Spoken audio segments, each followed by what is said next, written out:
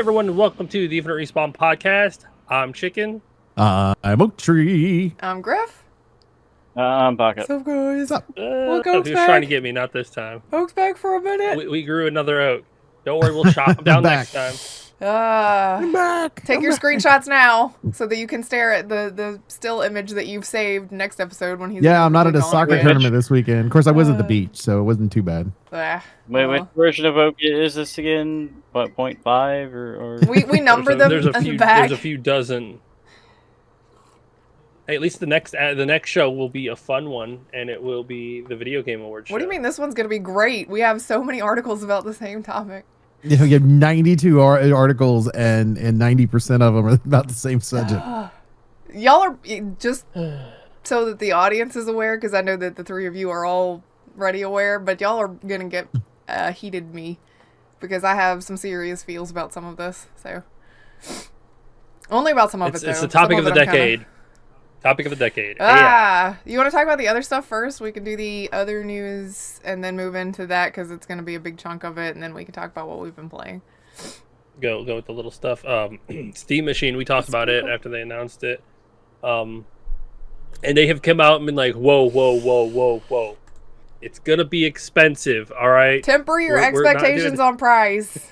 I'm fairly certain. Yeah. I said 12 or 15 is what my guess was for the price on that. I was guessing 1,000 to 12, but I can absolutely. I was doing with these 800 to words. 1,000 because you want to try to keep it.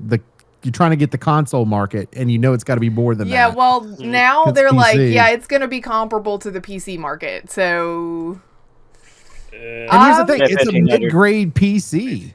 Like it's mid-grade. Yeah, Yeah, it's a so mid should we PC. expect it to be priced like gaming laptops, which is still like, 9 Yeah, but to gaming 12? laptops can be. Well, I mean, gaming laptops are $2,500 nowadays. Like they're expensive. That's a high-end one. well, If fair. we're going mid-grade, I would say 9 to 12 is like your low to mid section for gaming laptops. As I pour coffee all over my face because I don't know how to use a cup. I'm not Do an it. adult. I'm not an adult. It's all right. We understand you have a drinking problem. I need a sippy cup for my coffee, and that'd be great. And also, if it could self-refill, that would also be great. But no, I think I feel like I've seen a whole bunch of articles, and we'll link the one that we're discussing now, but a whole bunch of articles from various people across Steam and Valve being like, temper your expectations. This is not going to cost the same as, like, the Xbox 360 upon launch. I think it's You weird know? that people thought it was going to be like a $400 or $500 thing, and I'm like, the Steam Deck's not that. Yeah. Why would you think this is 8 times more powerful or 6 more times, whatever it was it said in the video, more powerful than the Steam Deck? What makes you think it's going to be $400? I thought it was strange that anybody was discussing it at the same price point as the Steam Deck. It's like, that's not even going to be close because they're expecting you to be able to do more with this, Mm-hmm. Yeah, Not that the Steam Deck I figured is the garbage or 800 to anything. 1,000 I'm mark not because saying I was because my comparison had to go with it's at the same level as the PS5 and the Xbox Series X are right now. Which there's still not like an actual dollar amount that they've put out. We're all guessing on this, but they're very much like, don't expect that it's gonna be like $200-300. So Yeah, well, maybe that's what it is. Maybe they've heard enough people saying that it's going to be closer to the $400-500 mark, and they're like, no, yeah, and it will end up being $1,000 to $1,200 mark ish. I think the best place you can get is about $1,000. Like $1,000 to $1,200 is where you're going to make it accessible enough to get into the hands of people. Yeah, and especially if it does super well. Well, and with their technology, it's allowing them to be able to play Windows games. They've done a really good job with the Steam Deck. Where people are able to take a handheld market and be able to play their games that they enjoy doing. This is going to be more powerful. Theoretically, we'd get a 4K video out of it. I don't think it's going to be very powerful 4K. I think you're looking at probably 30 FPS on 4K, which sucks for somebody like me. It's got a 77-inch screen television at the end of the day because 1080p looks like shit on it because you're taking an image that's, half the size and expanding it out. But, it's and your current market, the Series X and as well as the PS5 can push out 4K at 60 frames per second. I would say your So average hopefully- gamer probably doesn't have a 77-inch TV though. No, but I mean, but even if you have TVs are pretty cheap nowadays, and a lot of people have close to a 50-inch television. I would suspect. You would have anywhere from 42 to 50 because 36-inch is kind of tiny nowadays. Oh my god, so small. I use like a 27-inch for my monitor and another 27 over monitors here. are It's different, like, sir. I have 27-inch monitors too. This thing is supposed to be a PC, right? Like a little Steam PC. Well, but the whole idea of this is not. You can treat it like a console and hook it to a TV. Yeah, which I understand. Television. That's the whole point. Like, Ooh, nobody's gonna have a listen to 27-inch you. television sitting in the middle of the room. Television. You can say the whole word. I know. Somebody right now in our audience is Googling what television means. Oh, y'all. They don't know. They don't know TVs and acronyms. Yeah. That's funny. Yeah, it's just. I don't know. I am very excited about it, but I'm also interested to see what the price is. I think I'm going to lean towards the frame first of these two there. Which is the other one, of course, that was announced, and I enjoy that one. The idea of having, I enjoy the VR system that I have, but it's a pain in the ass because of the sensors that's got to be put up and everything else. I'm interested to see what that price point is as well. Yeah. Yes. Yeah, we discussed the VR thing and like how are we getting there or not kind of thing. But I wonder when we're gonna get price points for this. I wonder when they're gonna actually I know it'll be closer to when they're actually gonna launch it, but when is that? I want to know. Well, it's supposed to be in the first quarter of this next year. So with just in a couple of months, we should know the price. I was gonna say probably by the end of January is when I would guess we're gonna see the prices, and then they'll release in March. It's a strong possibility too. Winter sales coming up that they go ahead and give us the price, and the pre-order starts during the winter sale. See, that's what I was thinking. Is there probably, but so people can start saving up. I'd say save your pennies, but we don't have those anymore. So save your nickels or whatever. I mean, you could still have pennies. I mean, you can. They're just not made anymore. Yeah, I was gonna say there ain't no more pennies being made now. Pennies are done. Everybody globally is like, what are they talking about? American okay. Canadians are like, we haven't had one in a decade. What are you talking about? I know, right? Look, man, we're slow here. You know that. Okay, so that's the Steam machine. We'll see. Hopefully, I hope you're right. I hope they tell us soon. I guess since we're talking about this Steam and Valve stuff, Valve's not gonna. Valve ban a game that they're not going to sell on their storefront. GOG is going to sell it because players should be able to choose. This is the first time I'm seeing this. Has this been going around for a minute? Because I feel out of the loop. The concept of the game, it's about a 3-hour long game, and basically you ride horses, but the horses aren't really horses. They're horse-headed people that are naked. Okay, you don't ride horses. So the game it takes place over a summer, and it's a 14-day interactive story of a kid working on a The reason I say ride horses is because it says, in which visitors' young daughter rode on the shoulders of a female horse. Yes, and in this world, the horses are people with naked people with horse heads on them, and all of those horses are in a stable. So it's a very artsy.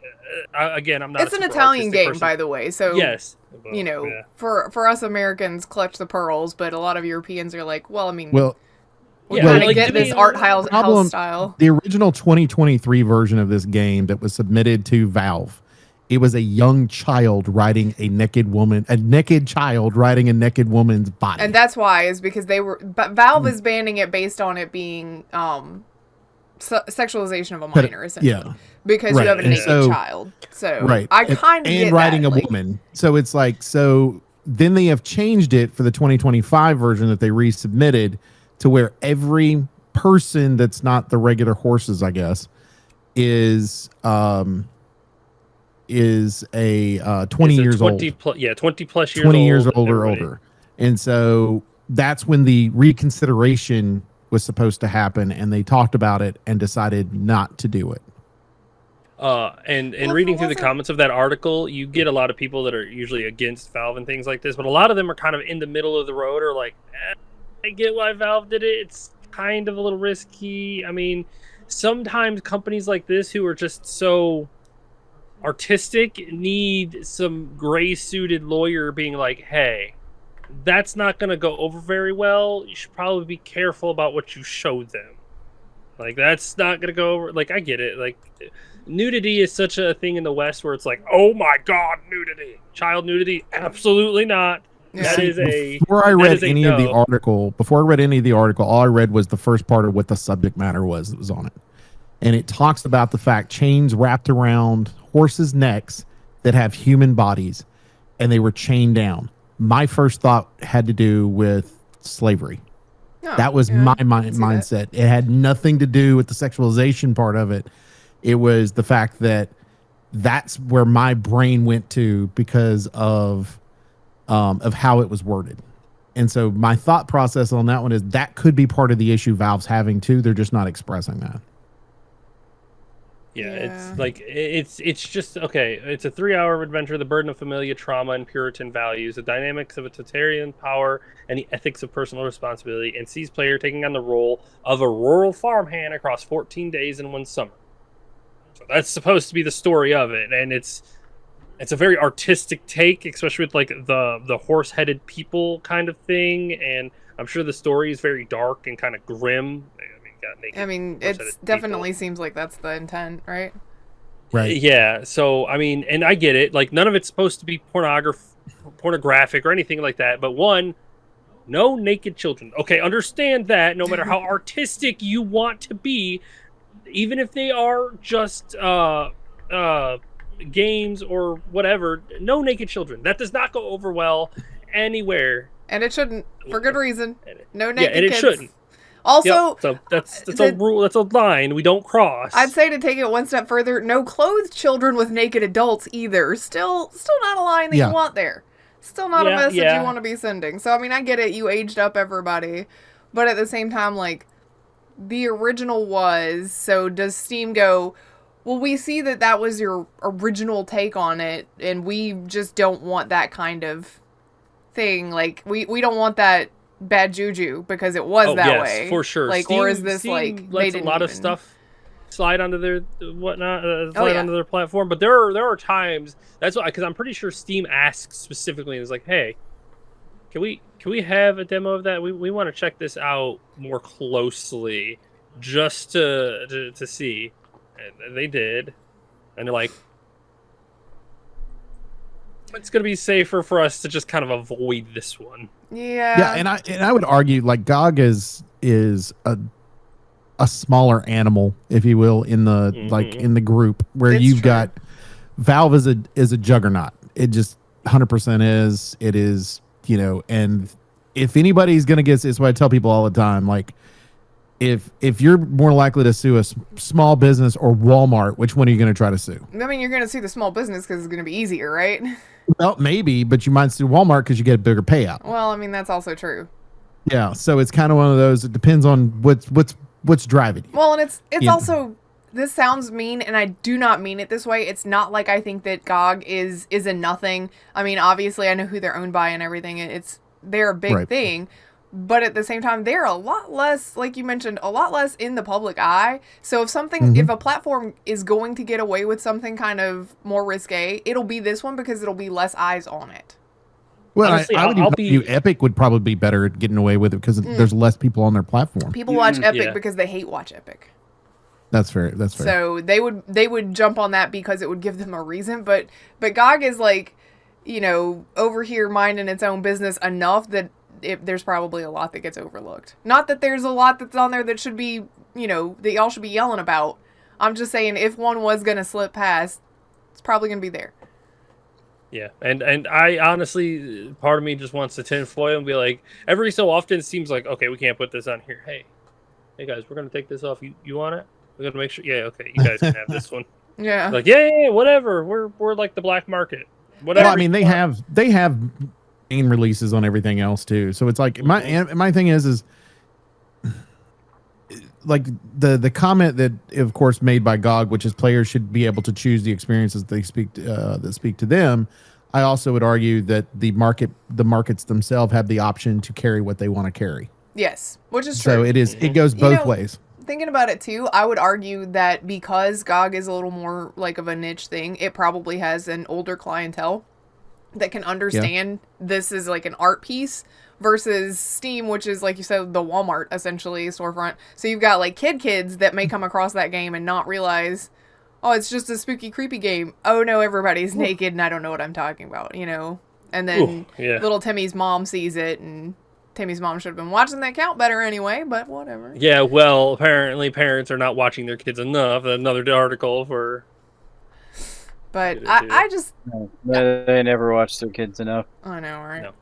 I feel like Oak is right, though. Like, storefronts have a right to choose what they carry and what they don't. I think Chicken also said something similar to that, so both of them. But also Steam's, like, your high horse is weird, because y'all had that game several years ago that y'all allowed on there that would let you play as a school shooter, and it's like pick a lane sometimes.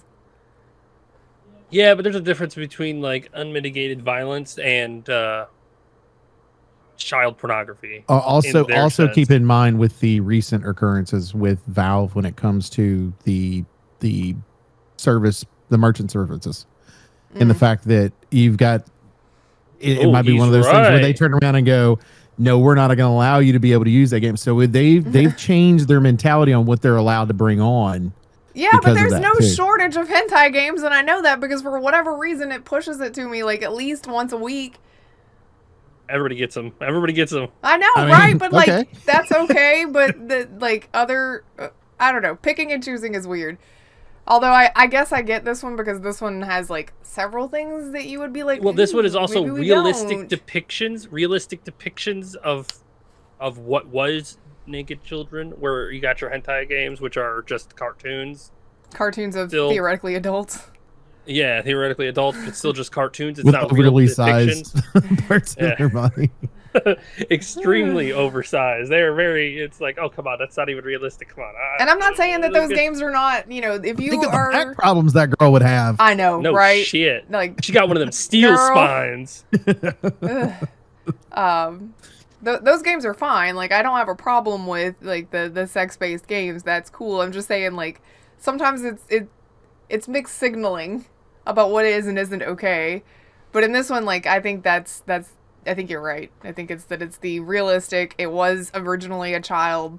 Like, it's intended to make the viewer uncomfortable to consider all of this stuff. It's a very artsy piece, and I feel like that's okay to not be in like general consumption areas.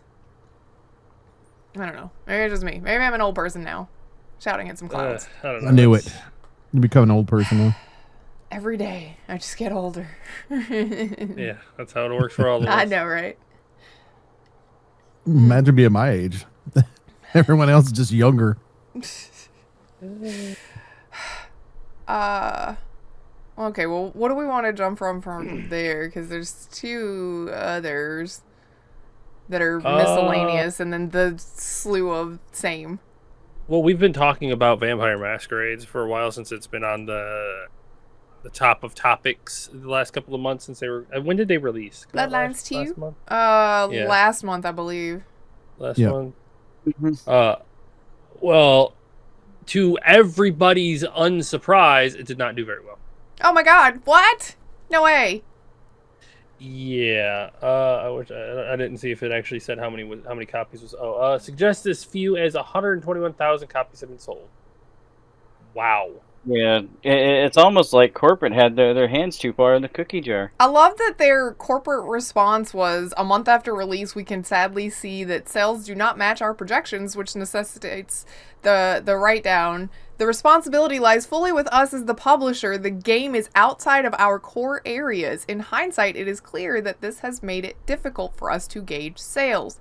Oh my god, it's almost like the publisher themselves probably shouldn't be involved in the creative side of things. Like, I just don't. It's like everybody who has creativity has just either been fired or off working on indie titles because they don't want to deal with fucking corporate BS anymore. It's more frustrating than anything. Like, and I understand, especially, if you think of the early days of Bungie and Blizzard and companies like that, they were in a totally different world. They were able to produce a product that made them tons of money, and they were able to get away with fucking shit up and repairing it and going back and doing it and all that stuff.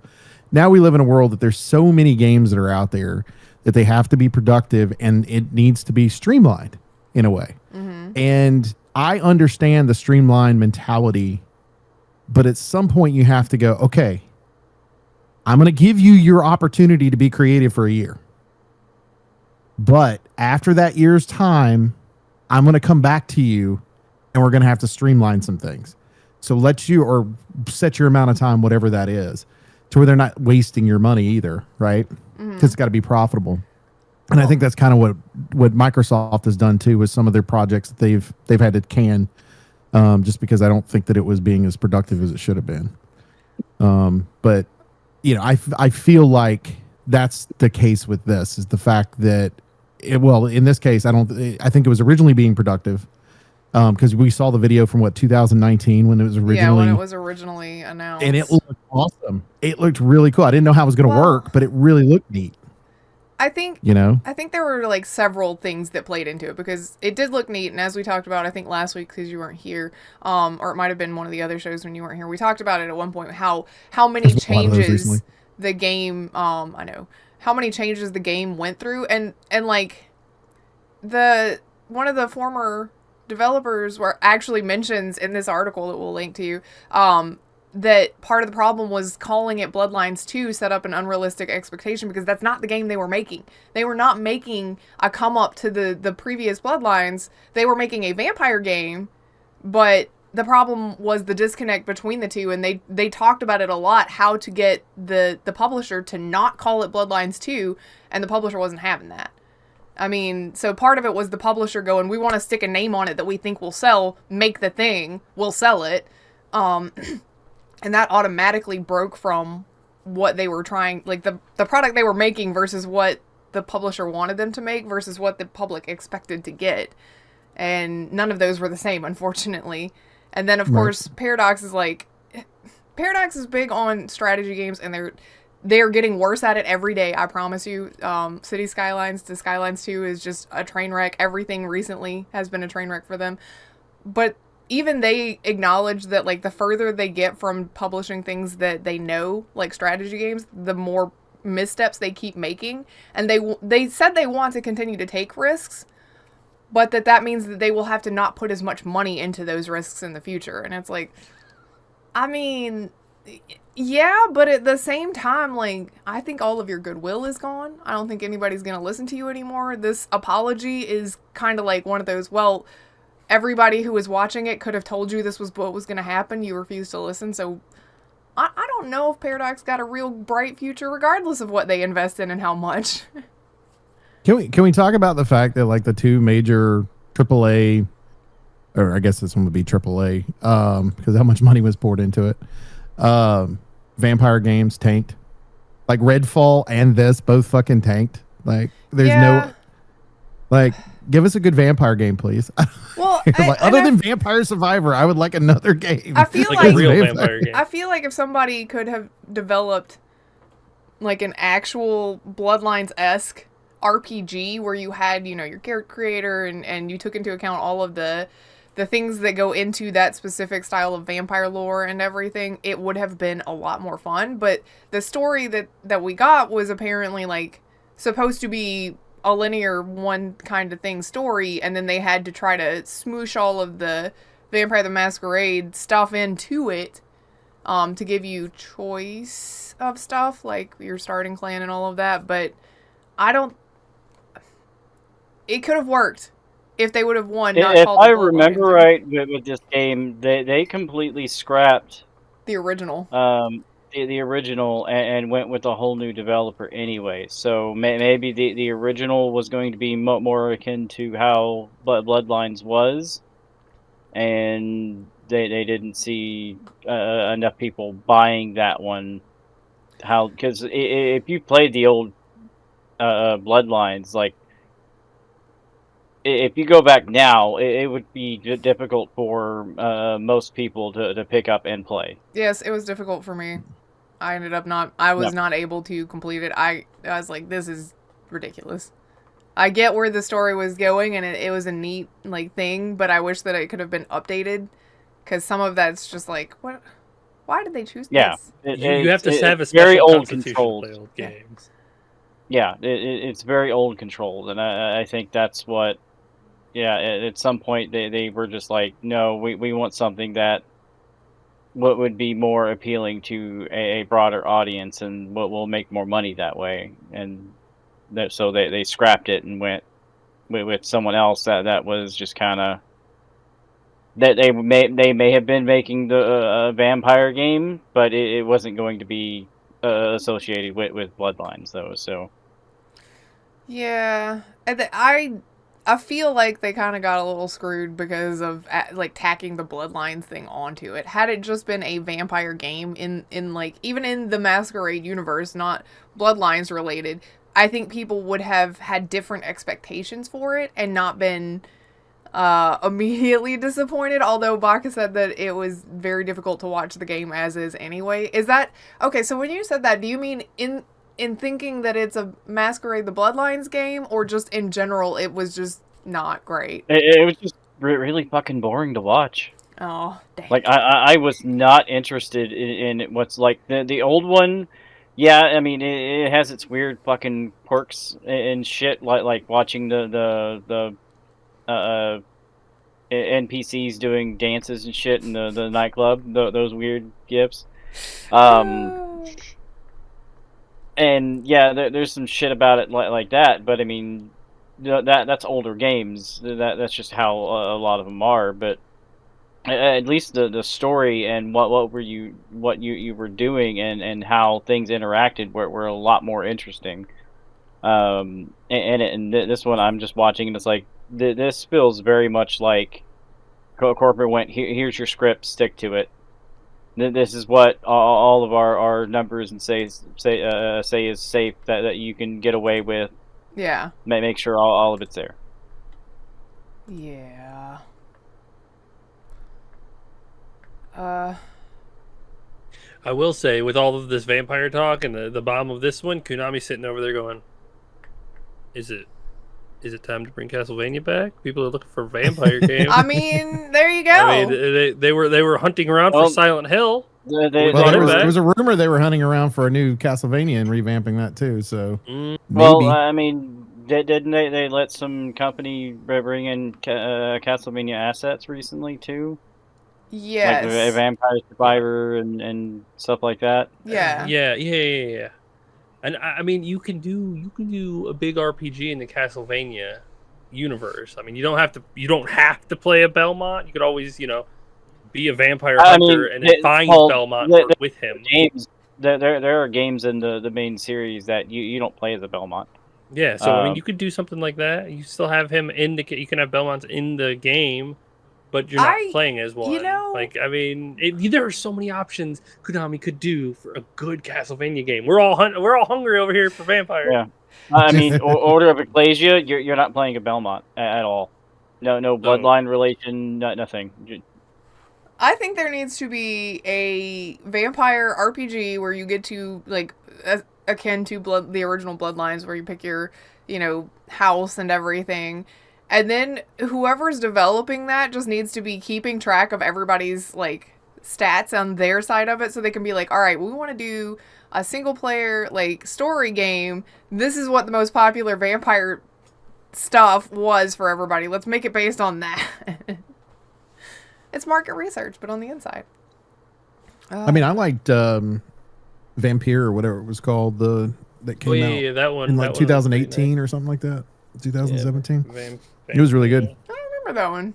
How do I know it's VAMPYR. I'm gonna have to look it up. 2008. It's still yeah, vampire, but I that's call the it one- vampire because of the way it's spelled. Get out. Yeah, that's the one where you play as a doctor and you had the choice whether or not you gave into your cravings or not. That's Yeah. correct. Oh, interesting. Okay. I enjoyed it a lot. Yeah, I mean it's got a good Good rating. RPG. I would like a So- good vampire game though. I'm serious. This is good. It's got mostly positive reviews, 79%, 76%. Yeah, it's a solid vampire. Like this is a solid vampire game with a good story. Period. It ain't groundbreaking. It ain't making the whole thing, but it's good. If you want a vampire game, this It was is the really game. good. I really enjoyed it. Add And it it's to your kind of wish list and you're like a doctor and you have detective work that you have to do too, which is kind of fun because you could use vampire powers for that. So it's fun. I'm gonna do that right now, actually. Let's see what kind of. isn't it more difficult if you don't indulge in your Please don't need autoplay. for blood though? I believe so. Yes, and that's what I chose to do. It goes down to $8, Grif. So Okay. Well, I mean, I added it to my wish list. Oh, I do Yeah, remember it always- seeing this, like the cover art for this, but I don't remember. I think you might have tried to play it on Game Pass at some point, or I went to. You try it might on Game have. Pass. I don't remember any like looking at these. But it always screenshots of it, goes I on don't sale remember for playing it, $8 so. now, in every sale. Okay, all the well, time. cool. It's on my wish list now. I'll be alerted when it is on sale.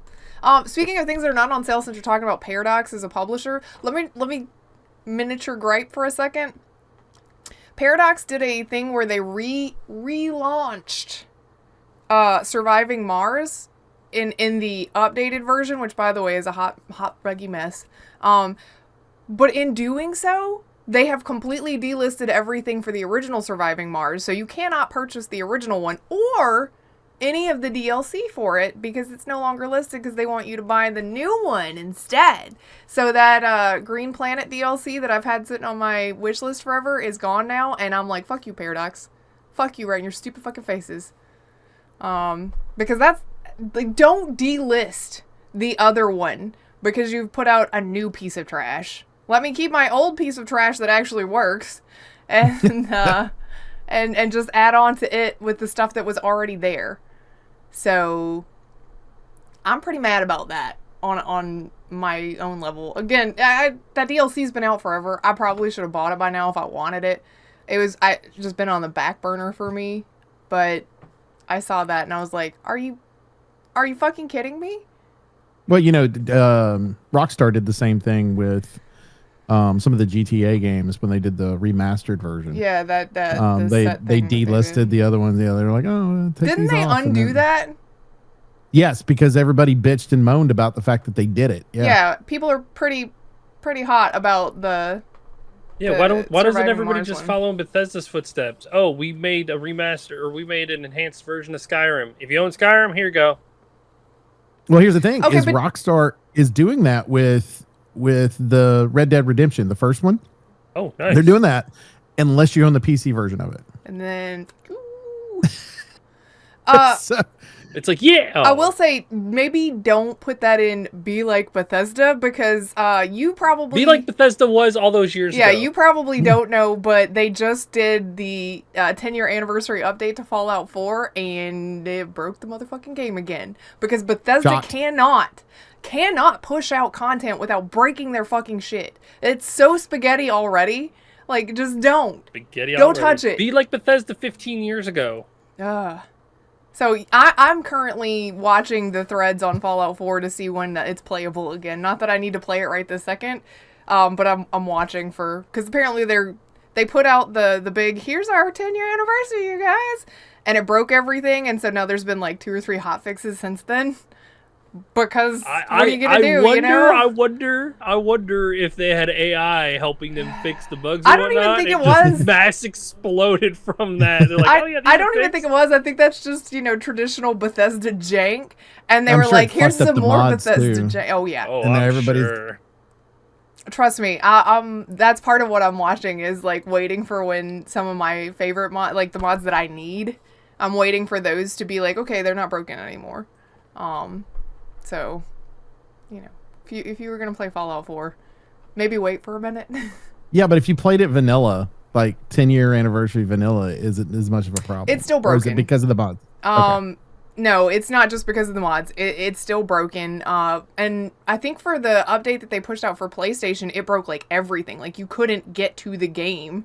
It wouldn't let you. And then they fixed that so it let you get to the game, but I think it hid some of where your file saves were, so you couldn't find. You had to like go and manually fix that somehow. I know you had to do that for PC where you had to fix it. So what's the 10th anniversary? Just supposed to be like a graphics upgrade? It's like Creation Club stuff. Like they're putting in new fun stuff to the Creation Club and things like that. Like, it's honestly, it's shit that nobody cares about. If we want mods, we've all gotten them from places like Nexus, so we don't really need your Creation Club. But that's what Bethesda's pushing. So I'm a little sad about it, but I'm watching it. They're fixing stuff, and then of course the modders are gonna fix most of it anyway. The mods. Okay, what you're saying, the Fallout 4 Anniversary Edition, it's an entirely separate game. No, it was an update. Like you have to. What this says is it's not an update. It's the Anniversary Edition. Edition. I literally already updated my game. Okay, well, what this is saying is that it's the Anniversary Edition. You get all the official add-ons, 150 new creations too. You can get the complete packages for $60, and the Anniversary upgrade for another $40. It updated mine on its own. Well, it's probably where the upgrades go into the system, and then when you pay the $40, it unlocks them. So it's breaking people that haven't paid the $40. But I mean, I've already. Let me go to this. Hang on. I'm going to my Steam page. Yeah, I was gonna say, let me go to the Steam page. How do I spell? Okay, it's an alphabetical. Spelling's hard. It is. I can't Fallout read. 4 Anniversary Please don't Edition. autoplay. Okay. Package edition. Oh yeah.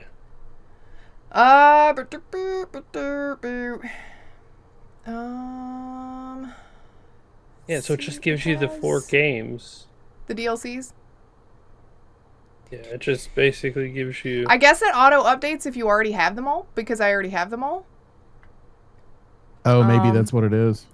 Because it surely did update everything for me, and it also has applied the hotfix that came out right after. So I don't have them all, but if I clicked on it right now, it would cost me. No, this is not right. It said it is $60 for me as well, even though I have Fallout 4. Yeah, see, I don't understand what this is saying. It bundles the base game, all the officials, DLC, and 150 Creation Club items. Mm-hmm. Like, it doesn't say, like, the update. Oh, wait, there it is. The update features enhancements such as improved lighting, better textures, and optimizations, as well as fixes like auto-detecting resolutions to prevent launch crashes. Okay, so those are what broke. So, they made a bundle, which you can buy now for $60, which has all the regular stuff in it. And then they pushed out the patch, which was just the little stuff, the tiny stuff, which was just the enhancement for lighting, textures, optimizations, and fixes for auto detection, resolution detection. So their little patches completely shattered the game. Yeah. Mm-hmm. Their little anniversary update completely broke I'm very the shocked. game. It is currently in negative, mostly negative, as far as recent reviews go. Yeah, and it's all it is just repackaged old content. That's it. Like, that's all the Anniversary Edition is. It's just repackaged content. So weird. Okay. Yeah, that sums it up, I guess. Weird. Well, waiting for my modders to fix it for me. Yeah, because they'll have to, because Bethesda won't do it.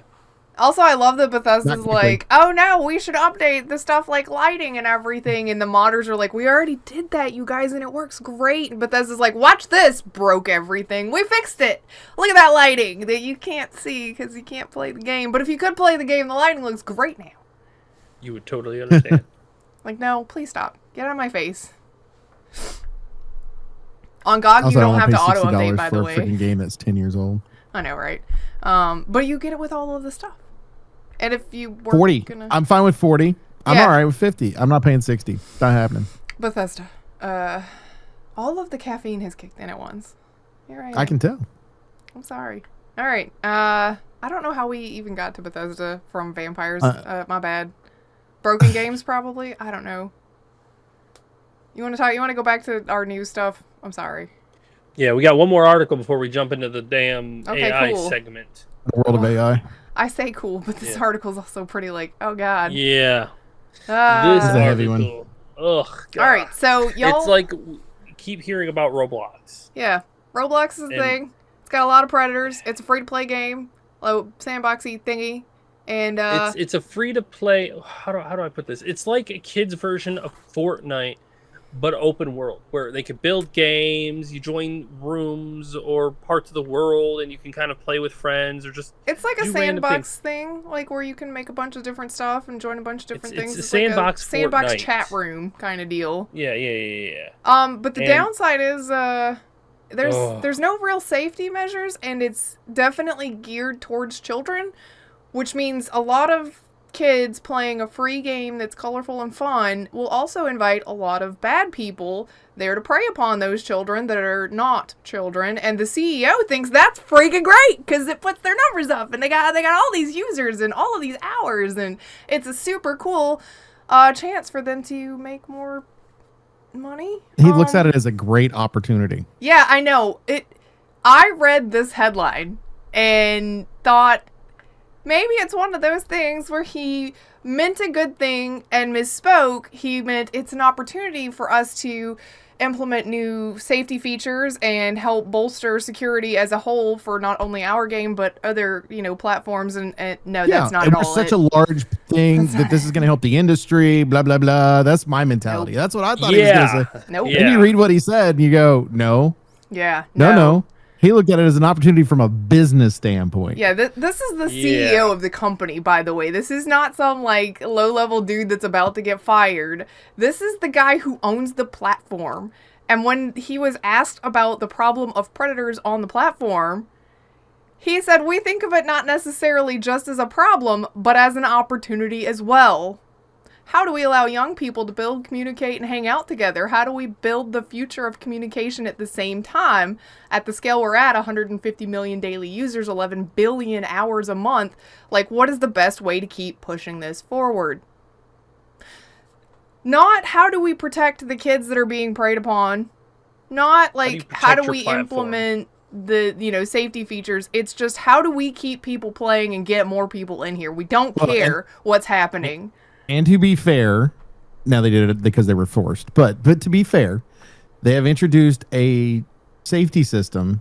Now, I don't know if it's only in the UK or if it's across the board for Roblox, to where it's basically an AI determines age based on the way that you look, and you have to do a video basically of your face, and this irritates the shit out of me as a parent because I don't want my kid's face on the fucking internet. Oh no. Hell no. And I don't trust a company like Roblox with it. No, Absolutely not. Especially since their CEO does not give a single flying fuck about the safety and security of these kids. And it's like they've implemented this, and it's like, okay, it's AI filters and age estimation. It's so gross. It's so gross. It's required by all users now because it says back in July it introduced AI to estimate users' age through video selfies, partly in response to the UK's Online Safety Act. This is now required by all users, so everybody has to verify their age. Yeah. That's great. Let a company like Roblox have all of your child's facial recognition. Yeah, that's great. Put it into a giant AI system. Yeah. No. Which they're going to use the AI, anything. In the terms of service that you're not reading, when you check that box to do that, it's basically allowing them to use those videos for anything that they want so that they can AI your kid into whatever and be like, well, you said we could. Dear goodness, and that also, would not fly. Just to put a finer point on this, when this guy was asked specifically, pointedly, you don't think you have a problem with predators on the platform, his response, just so that you don't think that it's, still being misconstrued and he's a good guy in disguise, I think we're doing an incredible job at innovating relative to the number of people on our platform and the hours, and really leaning into the future of how this is going to work. Not how the security is going to work, how their numbers will increase. They do not care about their users. They only care about how many of them there are. Does not matter what's happening to them, only that there are 1 million. if ever you This needed is an actual, why you have like 20 something lawsuits going on right now. You have 3 states in the U.S. that are suing them because of the child safety issue. Like, dude, I would be so like being like, we are so sorry. We are trying to protect them. We're going to take this opportunity to learn from our learn our lesson, and da da da da da and all this stuff. That's the proper way to say things. Not, we're going to continue to be profitable to everybody that's a stockholder. well, Like, it's just awful. Yeah, it is. But I mean, this goes back to that gigantic argument of you need to watch what your kids are doing online all the time. They should not be able to communicate with anybody without your explicit permission. Versus, where is the company's responsibility for taking care of your child?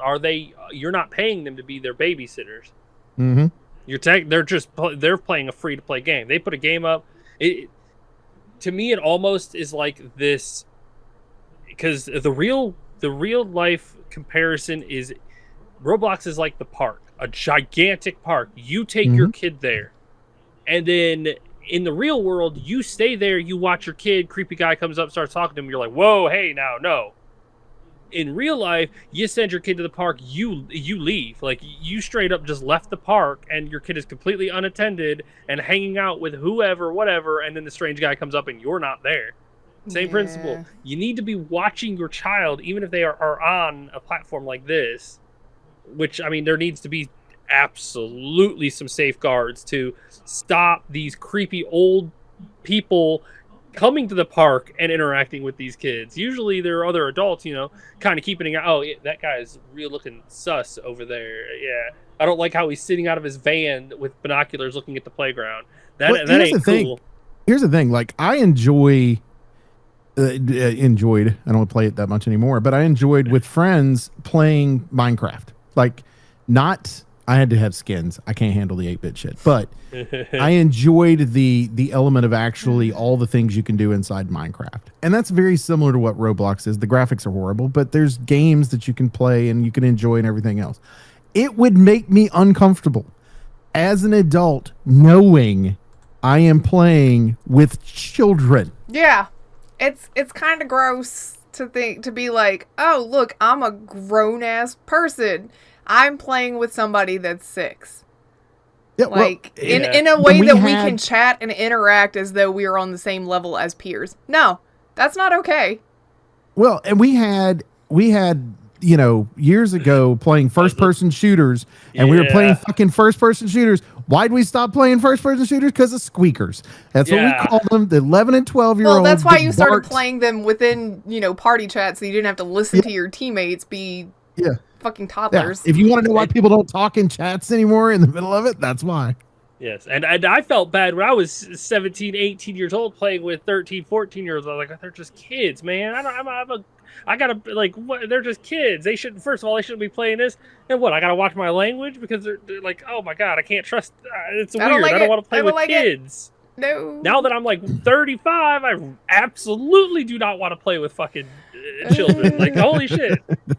Like, you guys go off and play what you want to play. Cool, that's good, but that's not what I'm looking for in games. Yeah. Which is why, with like a full adult, it's like, Roblox is my number one game. It's the only thing I play. I'm always, that is a red flag. If you, as a grown person, say your favorite game is Roblox and it's what you play most of, I will no longer speak to you. And I'm sorry. That is red and bleeding. It has so much red dye in it. You can see it pouring out of it. It's such a red flag. That is just not. If you were an adult and you want to play a game, you go play Fortnite, man. There's lots of shooting and adult stuff. Like, you go play Fortnite. The whole Lego world part of it. I think they've introduced 2 or 3 more other things that you can do to that game. Like, they've done a really good job of building Fortnite more than just the VR side of it. But 100%. But it's one of the, like you said, it started off as kind of a violent game where you go in and you shoot, do all that type of stuff on the VR side of it anyway. But I don't get Roblox. I never understood it anyway, but the predatory side of it has kept my children out of it. They would never play it. And I've told them, they had friends that played it, and I said, I'm sorry, in this household, you don't play Roblox. If you go to a friend's house, you don't play Roblox. Just don't do it. Yep, that's gonna be And the I same. The explained way. CEO to him also why. said that if they could like legally put a prediction game in, which is essentially like gambling, is what they want. He would, but because there's so many different legislations globally on gambling, they can't really do that. But they would if they Oh, thank could. goodness. Like that. Yeah, of That course should they also would. be pretty telling. There, it's like we would 100% let your children gamble if it was not illegal for us to Well, do so. even their currency market is people taking real life money, handing it to other people that have built up the money, and them sending them the money to them. And so children are that's one of the ways that these predators start talking to children is because the children have an addiction to get their currency. Like Yeah. it is so predatory, and a lot of it's not necessarily inside of the game. Some of it's outside the game, and then you have people that have created quote unquote clubs inside the game, and you've got and then they find out that the child that they were interacting with was actually an adult in the room telling the child what to do in order for him to be able to prey on the children. Like it is sick. That's fine. Absolutely yeah, sick. absolutely. Roblox needs to go away, in my opinion, but whatever. I 100% agree. Like they created a playground for predators at this point, and they're not doing anything to stop it. They are doing a lot more harm to our children than good. Like all they are doing for them is making it that they are occupied so their parents don't have to entertain them or whatever. And I get it. It's a social aspect for kids to be able to do, which there are other games. You can have play dates or anything else that you could do, but Roblox is just not the answer. No, definitely not. No. And again, we could go on about how bad of an idea it is. And if you are listening and you let your kids play Roblox, please think twice about it. Try to help them find another escape and another hobby to play with. And I know it's hard because they're going to be pressured by their friends and whatnot to be a part of that. Make them stand on their own, make them find something else that they can be a part of, and just put Roblox behind. And after this segment, if you choose to allow your child to still play Roblox after having this information, I'm judging you. That's all I'm saying at that point. You've been given the information you needed, and you can go research all the stuff that we talk about and all the lawsuits that are currently happening and all the stuff that's there. And if you still choose to allow your child to play Roblox, I'm judging hard. That's what's happening. Yeah, it's not a good or safe place for kids, and we want the next generation to be better. Because oh my goodness, the last couple have been pretty meh, even mine. But all right, on to the big topic for the day. 52 minutes in already. We've had a lot to say, okay? Oh yes. Well, we got a lot more to say because AI is taking over the world in every aspect. It's just crazy. I've got 1, 2, 3, 4, 5, 6, 7 articles over here for AI and people complaining about it and companies being like too bad. You will take the AI and you will love it. I mean, you say that, but just today I actually started a trial for a different music platform because I've been using Spotify, but it keeps pushing me AI artists and I'm just fucking sick of that shit and I can't stop it. And two, their CEO I think is putting money into AI like military drones and stuff like that, and it's like I just don't really want to contribute to all that if I don't have to. So I'm testing out a whole new platform, but mostly to get away from AI music because I don't like to have to Google every artist that it suggests to me to see if they're real or not. Ugh. Anyway, so test me on this shit, game companies. I promise I won't play your garbage. Yeah, I mean, I understand the point of like AI makes kind of the basic stuff easier. You can have them write it, and then you are supposed to have somebody go through and make sure, or you have somebody make the code, and then you have AI look at it and see if it's right, and then they can be like, "Oh, this is wrong." You're supposed to use it as a tool, like it's a tool. It's what it is. It's not a tool, though, that should allow you to cut most of your staff so that you can be like, hey, ChatGPT, write me a game about this thing. Okay, now code that game for me. Not a Okay, replacement. now, like, yeah, it should not be... If no human is actually working on your game, then it is void of any sort of artistic soul, and I am not interested at all. It's like Arc Raiders, which is super popular right now. They created a tool. Like on their actual page, it says AI-generated content disclosure explains that during the actual development process, we may use procedural and AI-based tools to assist with the content creation. In all such cases, the final product reflects the creativity and expression of our own development team. So they're creating a tool to help them speed up the development process, but they are approving whatever it is before they push it out. I have no problem with that. It's like complaining people using computers to build games.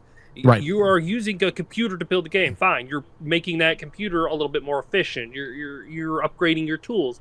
Again, fine. But when you literally get rid of the people running it and you have one dude on 20-something computers that is like, you make all of this. You it's just like, reminded me. Okay, this is how old I am. Everybody's about to laugh at this. But, okay. When I was in probably elementary school, maybe early middle school. All right, computers have been around since in people's households on a regular basis since the 80s, right? Right. Yep. All right, but they weren't very common until after the internet age. So after 96, that's when people really started having them in their houses. We were very fortunate that we had a computer in our house because my dad built them and put them together and did all that. But we weren't allowed to use them to write our papers. Would you like to guess why? It didn't have a printer? Well, I mean, it's not like it has autocorrect and everything. I guess so that you didn't like lean on it to actually you're write. Closer than you think. Oh, it does have an autocorrect back in the day? It didn't have autocorrect, but it told you were spelling something wrong or not. And so you were using the computer to help you, quote unquote, cheat, where everybody else did not have the access to that. We take it for granted now because it's common, right? Yeah. Hell, my thing autocorrects itself. It's like, oh, you start typing it out wrong, and it just like fills it in for you. And it's like special effects were practical effects for a very long time until computers came around, right? So it's like, and now everybody uses, and that's where we are with AI. This is the beginning stages of it and pushing through, and we all know that worldwide there's going to be a workforce shortage at some point because we're not producing at the same rate we did years ago. So this is a way to kind of make up that, but it still has to have the human factor added to it in some way, which is why the tool is important and not the creation important. Yeah, so it's like, it's like the artist still needs to have to be able to do their job, but if there's a tool to help them, I mean, think of Photoshop. Yeah, Photoshop or CGI, like all of these things that we've kind of developed to make our creations a little bit better. Good, they're tools. They're not replacements. It's just not how it needs to go forward. And a lot of these companies are like, we're just going to get rid of everybody. Games are going to be fully AI, and we're going to charge you $120 now, and it sucks if they're broken. It's like, but that's why I like that Steam is keeping their little right up at the bottom. If it has AI, it has a tag, where it's like what.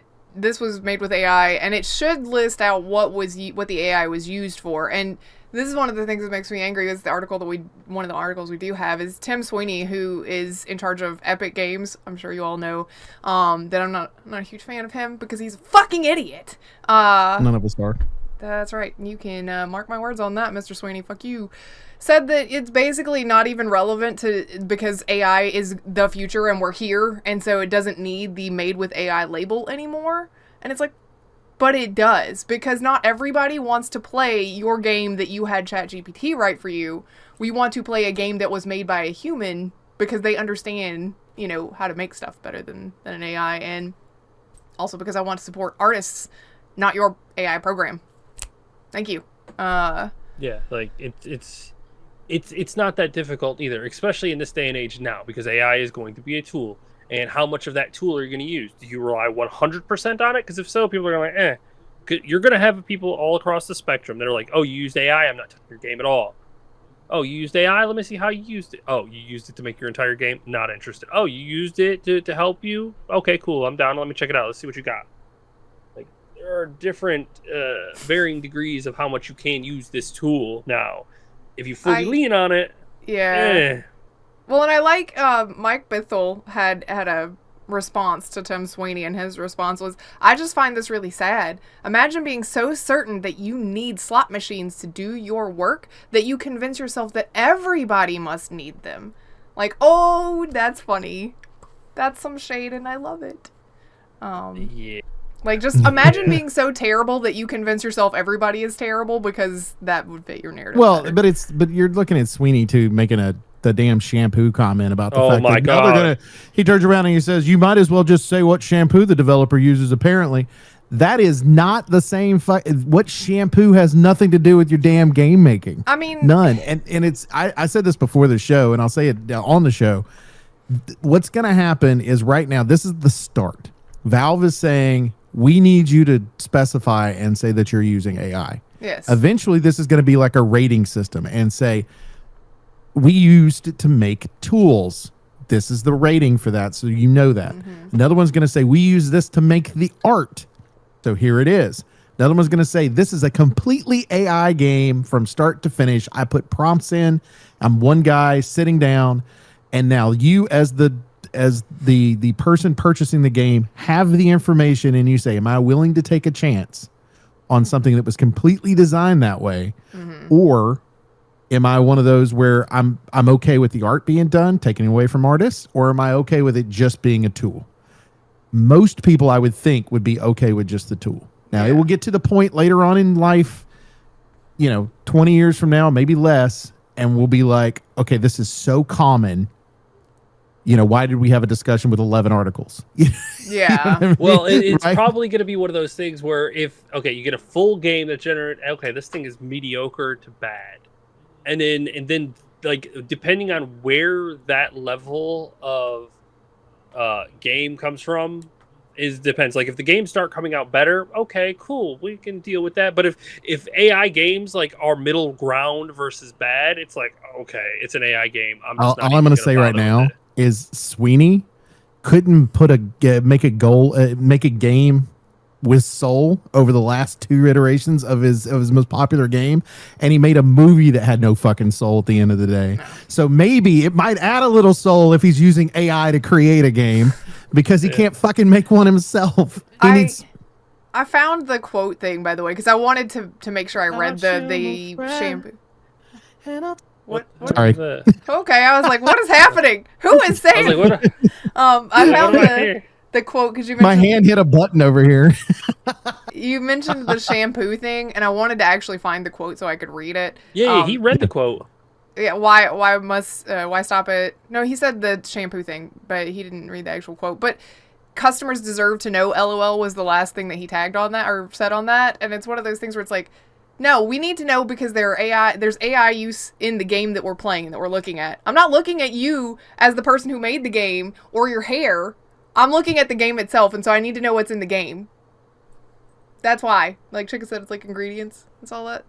But I do think that's important, because then you have things like the Fortnite one where people are like, we saw this poster and we know it's AI slop, but it doesn't say anywhere that it has AI stuff. Like, again, it's... But how do they know it's AI slop? Well, some of it, sometimes you can still tell, okay? I know AI is getting better, but people don't generally have 6 fingers that wrap around each other. I'm not saying that's what's in this poster. I'm just saying that's not what's in the picture. That's why I was looking at the picture, and I was like, are they saying that because they don't like the picture? And they're just saying it's AI slop? Like, what makes them think that? Because everything's spelled correctly. Yeah, it looks like a drawing. There's 6 toes on one and 5 on the other. Is it? Is that what it is? Yeah, there's 6 toes on one foot and 5 on the other. I haven't looked at it close enough yet to know. I didn't 1, get to that 2, article 3, yet. 4. 1, 2, 3, 4. I'm literally looking at it. Are you looking at the poster with the Yeti laying in the hammock? Yeah, there's 4 on each. 1, 2, 3, 4, 5. There's 1, 5 2, on that 3, one. 4. Oh, it's 4 and 5. Sorry. On the left foot, there is 5.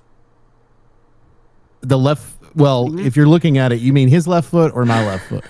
Your left or my left? The foot on the left. The foot Yeah. when you're looking I at see on it the as a left, it has shadow on the spots. bottom because he has shadows on the other one. So I'm looking at because of the. No, granted, this is not the greatest picture quality ever. Enlarge it. Well, it's because I went to the Reddit did. and I Enlarge. opened up the picture, the actual picture. There you go. You can see it clear in Discord now. Because that was actually the time. It's like, is this AI? Because the toads look funny. Okay, yeah. Now, see, it just looked like a line on the other one because of the way it was set up. But yeah, that is definitely AI. Don't underestimate people, man. They will go and count the toes, and they will find your AI stuff. Apparently, I get it. I get not having it in there, but I'm also looking at it, and it's probably how they looked at it from an artist standpoint, which I don't like the fact they put it in there. But I'm also going, play the fucking game, like.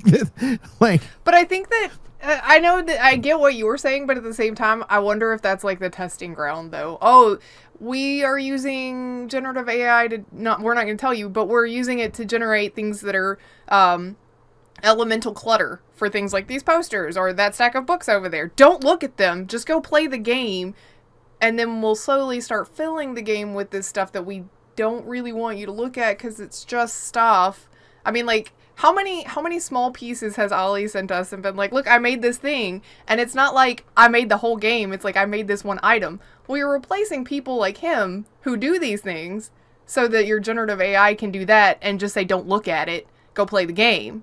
But I mean, like, that's the thing, is if it's in the game, you want it to be looked at. That's why it's there, or else you would just leave that wall blank. It wouldn't matter, right? yeah, that's always Ollie is always my biggest go-to when things like this happen. It's like, oh yeah, it's just one picture here, one model here. That's One less booty picture cheek for there. people like, No. one less thing from Ollie, one less thing from his Oh, they can't. coworkers. No AI can compete with his butt work. No, That's right. If they no, don't, he's got the mind for the cheeks. Yeah. He knows how to make. we're them. never gonna let that go, Ollie. I just want you to know. There is forever no and reason never. to let it go. Them booties is the best. But yeah, He was imagining red for that one. Nah, well, I mean, he made those before he met him, but yeah. maybe he was just trying to give him. He just knew. Mm-hmm. He just knew. He had dreams of it.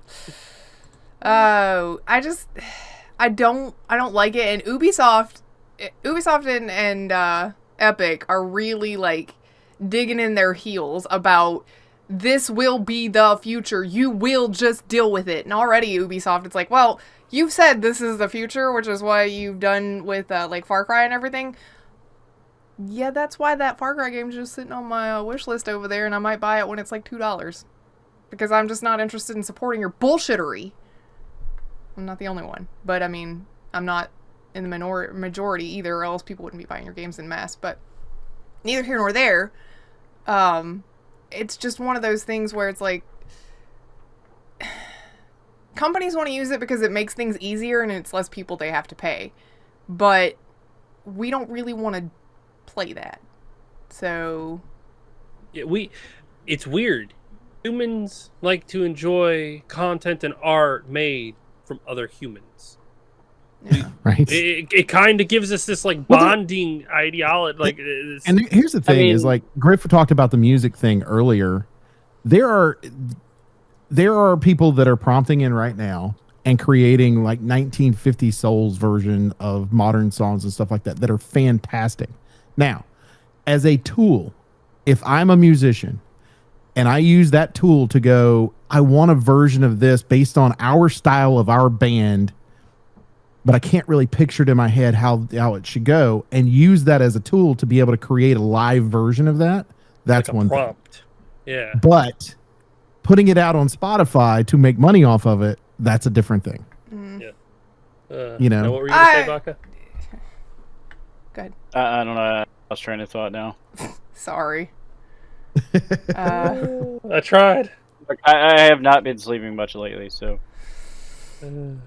Yeah, well, I'll yell at you again for that later. Well, He's like, one of the things Ubisoft is doing too with their buy-in to this whole thing is they've got an experimental version of AI that they're trying to put in order to be able to quote unquote change the game. And my brain, based on the first part of it, was like we're going to beyond AI chatbots and turning NPCs into real teammates. So I thought I'm a big SOCOM fan. If you ever know me, SOCOM 2 is my favorite game of all time. I absolutely love it. It's fantastic. And one of the elements of that game was the fact that with a headset on, and this game is like from 20-something years ago, 25 years ago, with a headset on, you could tell your teammates where you wanted to go, the NPC teammates, where you want them to go, and they would talk back to you, and it was really freaking cool. Nobody's really done that anymore because the way games are set up now, and we've moved past that technology. So I thought with an AI, that would be really cool in some aspect of it, but you got to have your NPC teammates be kind of dumb so you have something to kill. I mean, because if you make them all too smart, then it'd be an issue. But that's not what they're trying to do anyway. What they're trying to do is make it to where you turn around and go, well, I don't like this current setting, and I can't find it in the settings. Hey, AI, can you help me go into my menu and figure out where this is? Hey, can you help me play this game easier? Can you tell me a little bit of lore for the story? Can you, because evidently I can't read the shit that's put in here. Or maybe I'm just, you have lazy writers that just didn't put it in there and just stuck it into the AI bot instead. So if you really want to know, here you go. Yeah, I don't like that. I also don't like, I'm one of those weirdos where it's like, I don't like the idea of the game constantly listening to me either. Like, I agree with that. You know, my child comes in and I talk to him for a minute, but the game is listening to everything that I'm saying. I don't want that. And I don't want to have to remember to toggle my mic off. I also don't...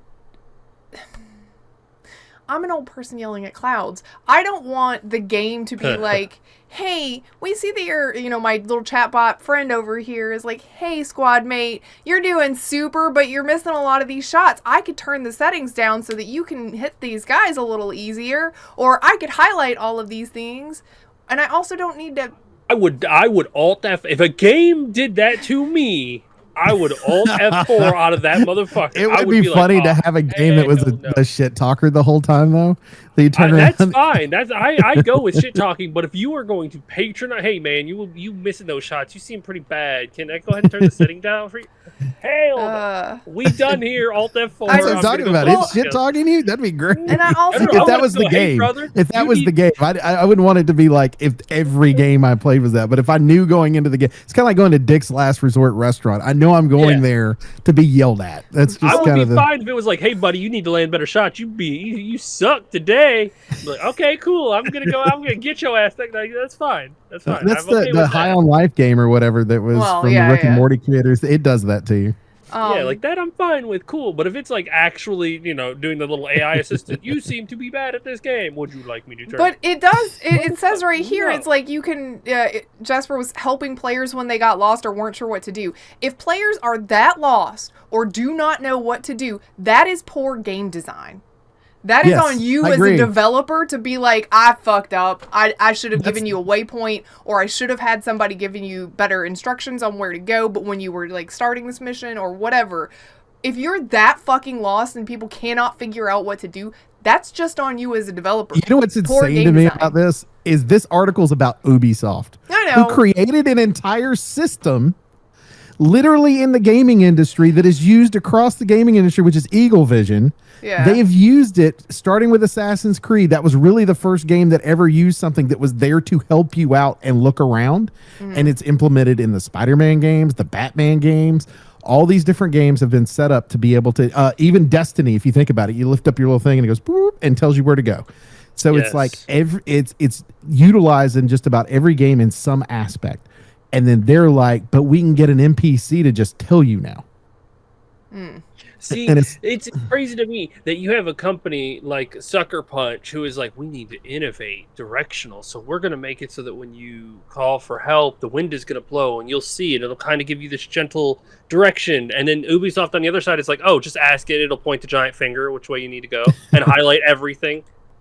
Well, I mean, it's like you got two totally fucking different sides. People who want to play games and like be engrossed in the world, and then other ones that are just like, I'm just gonna highlight what you need, and then we're gonna tell you everywhere to go.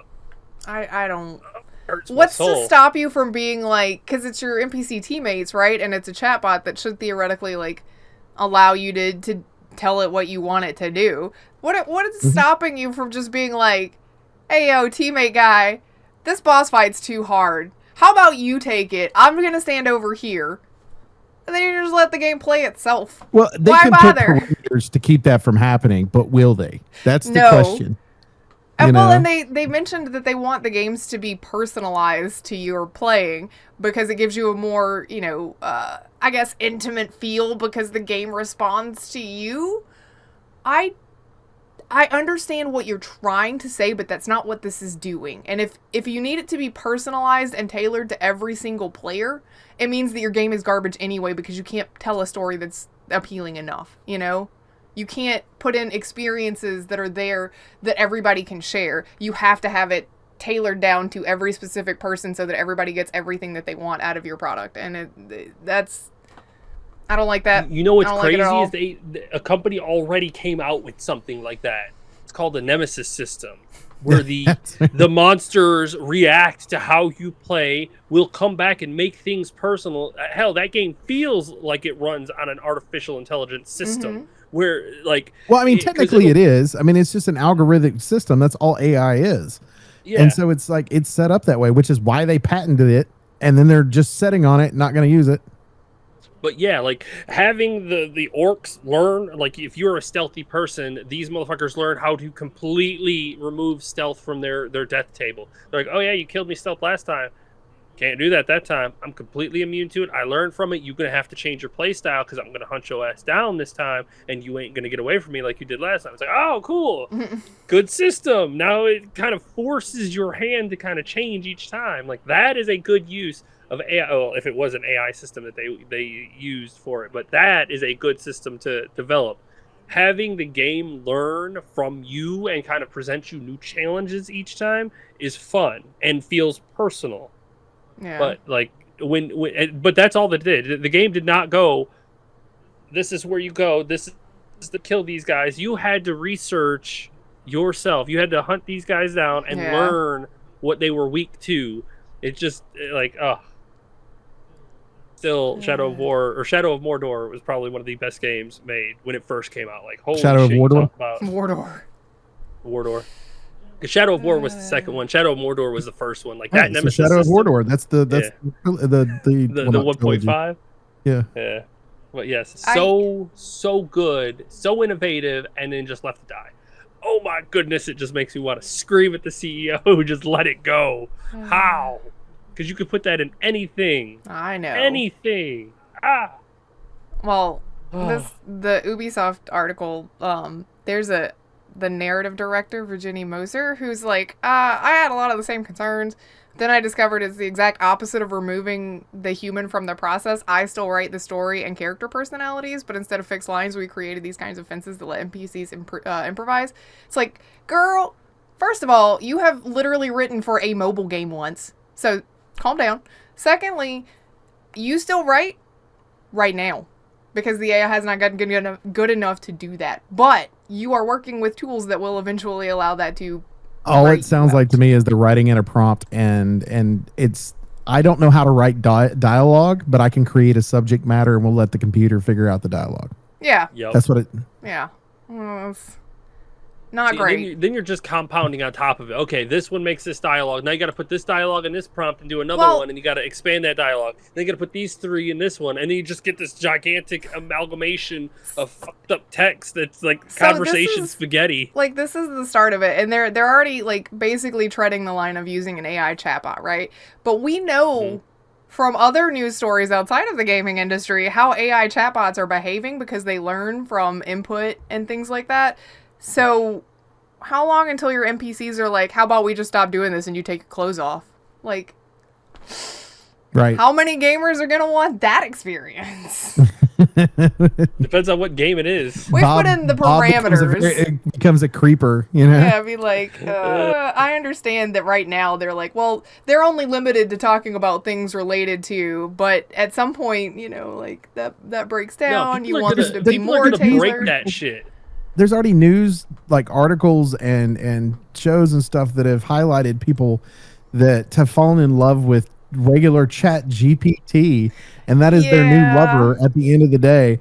What is to stop people from doing the same damn thing inside of the game? I love Maria. Maria loves me because they're having Or a fucking conversation. The thing where they put out like version 4 and had to roll it back because people are like, you took my best friend, my lover is gone now, you've reset them.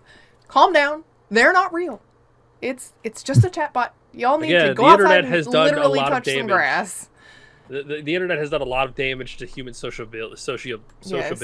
Like, Yes. oh my goodness, we have never been more together yet so lonely at the same time. It is unbelievable. Agreed. It is unbelievable. We are so connected yet so lonely. That's like one of my favorite things is seeing in a room like Reddit, the subreddit or whatever. It's different having a conversation about something. But then somebody's like, well, I don't know how to change my tire. How would I do that? And I was like, you literally can Google that. You don't have to go on a subreddit for that shit. But hey, at least it's one of those things where they're trying to communicate with other people because maybe they have tips or they can help you a little better. I don't know. It feels more personal than just having Google answer now the comment section's always good in those too. You'll get some wild answers. You take it to a mechanic. Yeah. Your ass ain't doing it. You have to be on here to ask. Like, all right, brother, man, I could change a tire. Too funny. Along with all this AI comments with the current Crafton CEO, which, if you're familiar, the Subnautica 2 stuff currently going on right now. There's a claim going on from them that the people that are suing Crafton were encouraging the employees to use AI and ask them to erase all the evidence from the Chat GPT and all this stuff as the trial continues to go on with that. And the original thing was that some of the people, or one of the persons that got fired, said that Crafton's CEO had used Chat GPT to figure out how to get them out of their earnout, too. Mm-hmm. So it's kind of like a twofold, both sides-ish thing happening here. Again, probably why you shouldn't be relying on ChatGPT to do everything for you. Your internet history is still bad. Kidding. Right. It'll be interesting to see, because we've talked about this when it first started up. It'll be interesting to see how the rest of this plays out. Oh, it's going to get dirty. It's going to be so dirty. Yeah, this whole thing. Crafton firing all the senior employees right out of the gate, like the people for the first Subnautica, to get rid of them so that they don't have to pay out the bonuses. Real sketchy inside of there. Yeah, and then they pushed the thought process right now is that they pushed the launch to 2026, even though it's ready to launch in early access. They pushed it so that those people that they fired would not be entitled to that earnout because it was outside of the date window, essentially. I was like, that's pretty fucking shitty. Well, and then one of the comments he made was the fact that they're trying to get rehired to a job that they weren't doing in the first place. Yeah, that's definitely being dirty with your dirty comments right there. Okay. Let's let it all get out in court, but Jesus. And their whole thing was the game wasn't ready. It was not up to the par of what Subnautica 2 should have been released in early access. First of all, early access, everybody knows. Second of all, it has to meet certain sales to get the bonuses. Third, let the community say it. Yeah. If it comes out like hot garbage, they'll let you know. Steam will absolutely let you know. The people on Steam are aggressive as shit when it comes to reviewing things. Like, if your game comes out garbage, they will not hesitate to destroy you. So, like, Crafted should have just been like, all right, let it go. If we don't think it's ready, then we won't have to pay out the bonuses. Instead of they were like, oh, God, this might sell super well. We're going to have to pay a lot of money. Fire all these people and push back the release date. Yeah. That sounds like ChatGPT advice. If you want them to get out of the contract, just fire them all and move the release date. Done. They forgot about the whole legal aspect and things, but that's not something ChatGPT has to worry about. Well, and it's also one of those things. Do not if you use ChatGPT, okay, whatever. At this point, like, I get it. But do not rely on it to be 100% factual. Like, the fact that you could be like, hey, ChatGPT, tell me about cats. And they start telling you about just some garbage stuff, and as you're reading it, you're like, absolutely, cats definitely eat lettuce regularly as a mainstay in their diet. I'll believe that 100%. I'm not going to fact check. That sounds accurate. Like, Just don't believe everything that ChatGPT says. It's not to the point where it's always 100% correct. Well, either. GPT, one of the ways it functions is it functions off of other people's communication to it.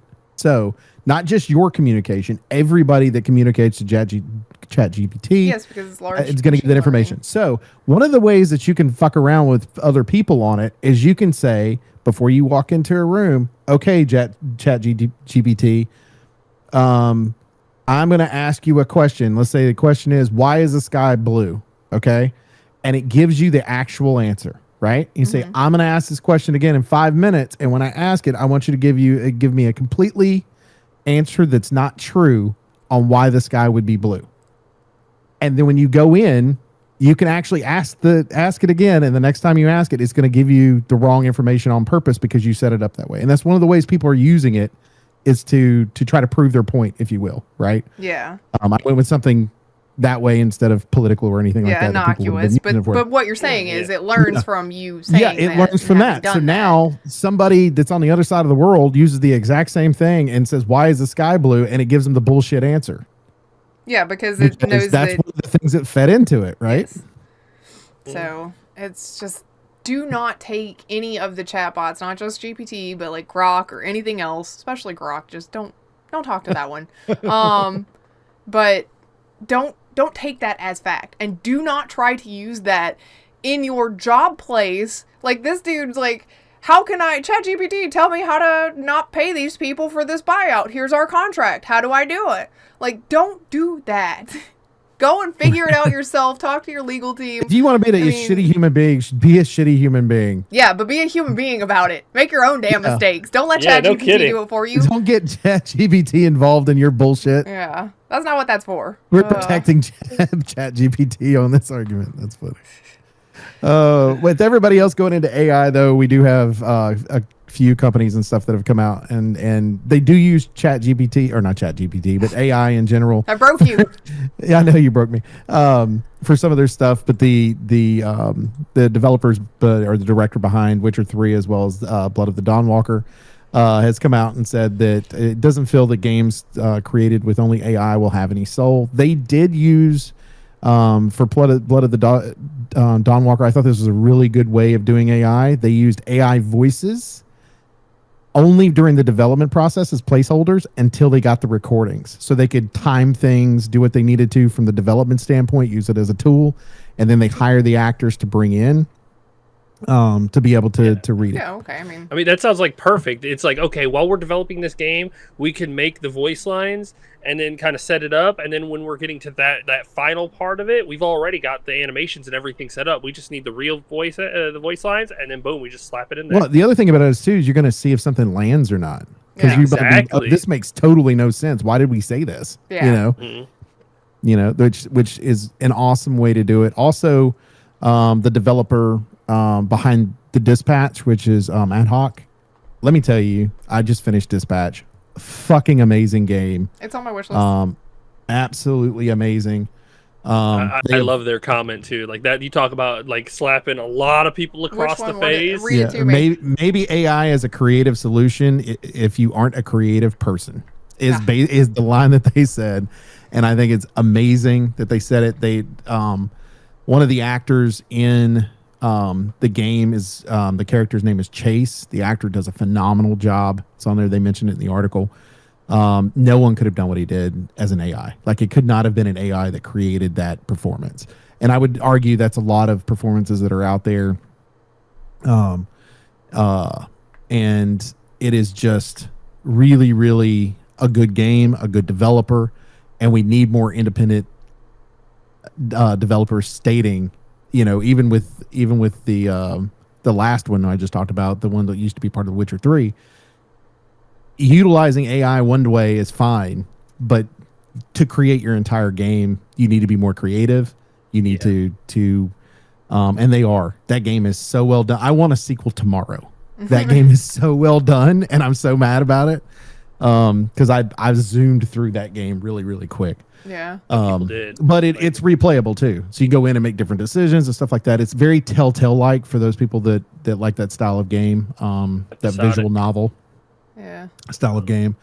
It's really well done, and all of the pieces are out now. So for those people that don't like to wait, all of it's out. They released them all within a 3-week period, which was pretty awesome. Compared to Telltale Days when it was be like, in 2 months we'll have one, and then in 3 months we'll have another one, in 4 years we'll have the next one. Yeah, thank you. I gotta agree with their take on it though. Like, there's an intrinsic difference between a group of humans collaboratively making a piece of art for you to play or enjoy or watch or listen to or whatever, because it spans everything, versus write me this game, make me this thing, I am selling it to you. Like, there's a disconnect there, knowing that it's entirely AI. And I mean, I guess some people, especially the younger generations, again, I'm an old lady, be like, well, I don't really care, but you should, because it's not like you can be like, hey, I really liked this game, I want more from this voice actor, or I want more from this director. It's all an amalgam of the same, AI program. The amount of times you don't have anything to attach to. The amount of times I looked up who was acting the different parts. Like, and I do that right a lot there, of games.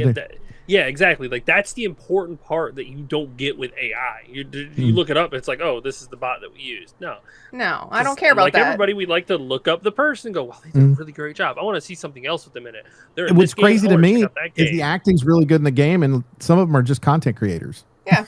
I mean, well, like, they have a hidden talent nobody would have known, I like the connection, too, of, like, playing a new game that I haven't already looked everything up for, or maybe I don't know what the cast is, and getting to a point where a new character shows up and I'm like, oh my god, there's Liam O'Brien. I love him, or whatever. Because you can recognize those people individually. You're not going to be like, oh my god, this is another Grok game, you guys. I'm so excited about all of Grok's voices and everything. Like, nobody's going to ever be on that level. And if you are to the point where you're already like, well, I don't care, I just want to play a game, go touch some grass. And get off Roblox. Jesus Christ. Get off Roblox. Like, I mean, it's like going to a museum. You like the artists that made them. Like, the artist that made these pieces of art. You don't go there just going like, yeah, this is all junk, whatever. And I mean, but you might not know the artist either, and you show up and you discover a new artist that you like. It's the same thing with music. I love this. Like the playlist that people have created, and I'm like, oh, this is music I like, and then as it goes through, there'll be a somebody that maybe I haven't heard since for 10 years or 20 years or whatever, go, oh, I forgot about this song. This song's really good.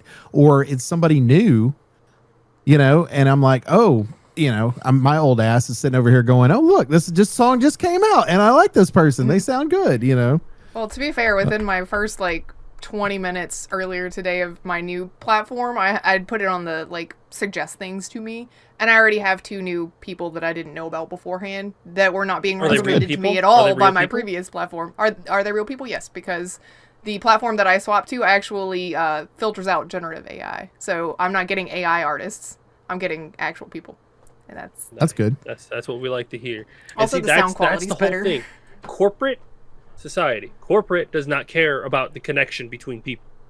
People like the connection between people. We like to enjoy other people's artworks or their projects and things like that. Corporate don't give up. Yeah. They just want to make a product, sell it to you, make money. They don't care about the human connection at all, which is why the disconnect between people and the people who make money is they never care about people. I won't say never. Most of them, I'd say 90%, 95% of the billionaires do not give a flying about people. They will step over anybody and everybody to make more money. Where the rest of us are like, yeah, we like art, we like our hobbies, we like our games. We like to see what other people can do. Yes. Right. So that's why this is going to be such a thing for the next decade. Yeah. No doubt. Yeah. No doubt it's going to be a thing for a while. So. That was a lot of AI. That was the last. That was the last article. Yeah, that was a lot. I know we're at an hour and a half, but I am going to talk about what everybody played. I mean, assuming that we played stuff. I did. I've played games. Well, I mean, you got to talk about Dispatch, which is on my list, so you cannot tell me anything about it. I'm not going to say any spoilers. I will say this: they do a really good job with the choices. They do give you an option as well, and I'll tell you which one I chose. they give you an option during cutscenes to do QuickTime events. Oh. Ooh. I chose not to do it Because I you wanted to see it watch. first? I wanted to watch it because a lot of times I get involved with the button pushing and less about what's actually on the screen. Because I play multiple times. That's probably what I'll do. First time through, like you did, and then second time put the buttons in. That'll work. The acting is really good. The way it's set up, it also gives you an option because there is nudity in it. You can turn nudity off. You can turn profanity off. So if you now that's all staying on. Yeah, let's say nudity it all stayed with me, but not everybody. Not I know, everybody's okay. into that. So that option's there. If you're not into profanity, I apologize for today's show. I will say this. There is one scene of female nudity. The rest is all male nudity. Oh, well then, okay. Really, only one lady? That's kind Where's of the different equality? than usual. Yeah, it is really different than normal, but it's like I'm pretty sure that's the number right. I think it's one that I can remember anyway with female nudity, and the rest is all male nudity. That's different. And it is full frontal, so it's one of those where I can understand why people would want to turn it off necessarily. I'm gonna play this at work. Let me turn that off. Yeah. But it was really good. The acting was really good. The plot line was really good. It finished, so it wasn't a cliffhanger or anything like that. But you could see how you just guttered the hell out of that, didn't you? I didn't Yes, say you it. did. I Yes, didn't say you it out did. loud. Keep I going. was just talking about full frontal nudity, and I said it finished, and you started cracking up laughing. I knew exactly. what you I were- kept it very contained, and I didn't say anything. She's got a child mind. So anyway, the plot line itself ends really well. It's satisfying the way it's done, and they could never make a sequel again, and you're good to go. I feel like they're going to definitely because it's getting a lot of They're hype. debating it right now. They did not. They had no plans to do a sequel, but because of the reception of this one, They could just make they're another talking game about in the it. same universe and not necessarily the same thing, and I'd be fine with it. they're talking. But the concept was really cool. The concept's really cool. And I like the superheroes that they've built and the villains they've built and like I said, the voice acting. So it is really good. The other thing I've played, which Grif's heard more about than she wanted to, I've been playing Spiderman 2. I've finally restarted this damn game from 2 years ago and played straight through it. I 100%ed the game. Absolutely loved it. And basically it's because I'm like, oh, look, a new suit. So I get 100% on those. And then I was really mad because it's like, oh, you can do New Game Plus if you want. And then like one of the options like more suits available. And I was like, you motherfuckers. Now I got to go back and play the game again. Yeah. But the plot line on it's really good. They do a really good job of bringing in some of the old characters you're used to. Some of the plot line I knew what was going to happen. And it's not because I know the Spider-Man story. It's more of I know where they're going with this because and it's the subplot stuff, not the main plot stuff. The main plot stuff is your typical Spider-Man things, but they did a good job of creating a bad guy. And what I thought was going to be the next game's bad guy is the game ended up being a whole lot longer than I thought. I probably paid for 30 something hours versus I thought it was probably going to be a 15-hour game. Yeah.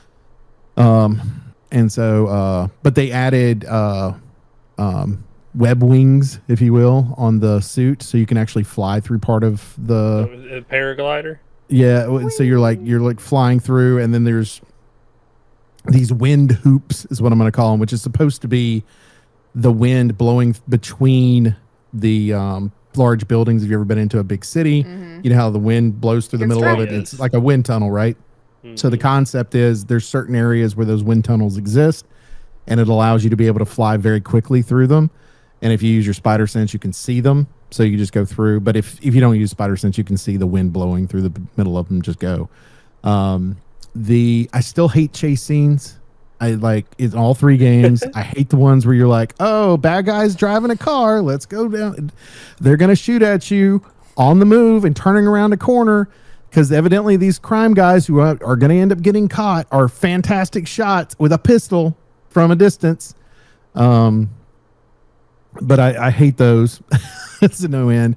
But they did add some fun other elements. There's ones where you have like these, I guess they're like robotic vultures is basically what they are, or maybe eagles. and you have to chase those. So you're in the websuit and chasing through those. Oh, those were fun because you're moving super fast and dodging through buildings. Those were real fun. And then, but the different adding, because if you have it, like the first game is completely Peter, the second game is Miles Morales, and then this game, even though it's Spider-Man 2, Miles Morales has his own game. The is the two of them together, and so you swap between them plotline wise as well as the submissions. So it's kind of nice. There's certain ones that only Peter can do, and only certain ones Miles can do, and same thing for continuing the main plotline. And you don't have to do the submissions if you don't want to. But do you get any? Is any of the main story with both of them? Yes. Yeah. There's certain parts of the main story that are, it doesn't matter which one you're on to go ahead and start the main story. But there are other parts of it too that you might have to start with one character and it swaps to the other without giving anything away. So, and it's kind of nice. Sometimes it'll even, when you finish with one character, it'll swap to the other character because you're done with him for now. Like at the end of it, yeah, so you can move on and do what you need to do. But there's, it ends quite well. I'm interested to see where they go from here because they're now owned by Sony. Insomniac did that one. And so I know that they're just going to be the Spider-Man people at the end of the day, but they're working on Wolverine too, aren't they? Are they the ones working on Wolverine? I don't know. Yeah. So combat wise, I can see him do it. If you've played the Batman games, it's very similar. Yes, Insomniac's working on the Wolverine game. Yeah. So the it's where you'll see the spider thing pop up above your head, and you hit the dodge button, and you can move on to the next character and keep doing that type of thing. So combat's nice and fluid, like the Batman games are. I love the fact for the Batman games that came out that really kind of opened up the doors for these good superhero games. Thank goodness. God, yes. Yeah, and the movement's fantastic. Like you feel like Spider-Man, which is awesome. There are some elements to it that if I had been streaming it, I would have had so much fucking fun with, which there are parts where you having to rescue people that are out on the streets and stuff, like part of your like when you're going into areas and there'll be crime going on and you just want to go in and fight. And you go in and fight and there's somebody laying on the ground and he's like, "Oh, I need an ambulance. Oh, Spider-Man, I need an ambulance." So you have to pick him up and you have to take him like 700 meters away to an ambulance and drop him off because you just randomly know where the ambulances are around the city. Now, sometimes you have to take him to a hospital, which makes sense. He'll know where the hospital stuff is, but you just happen to know that there's during this high speed area trying to get there, that's what you're doing. And you pick this guy up. And when you pick him up, it's the same guy every time. One of them. And I'm like, you've had the worst luck you could possibly have this week, buddy. I'm just going to tell you that right now. Maybe you do not need to go outside because it doesn't matter where you're at either. You could be in Brooklyn. You could be in Queens.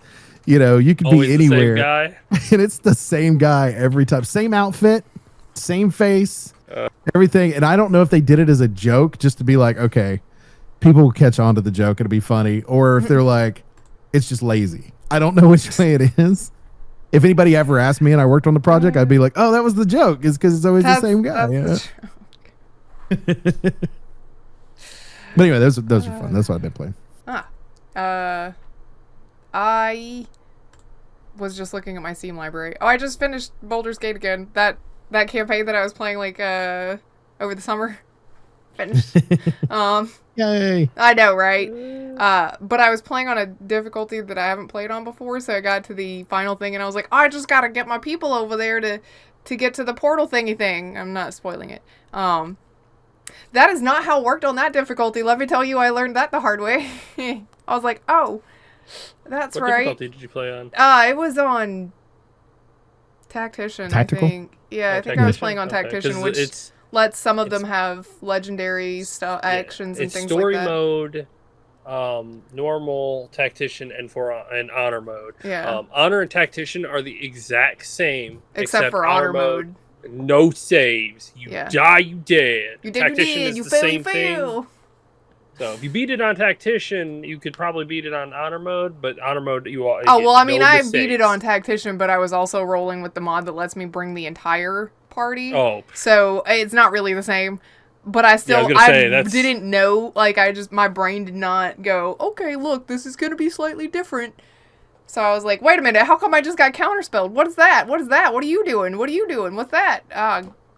Restart this fight. But yeah, I wasn't expecting that.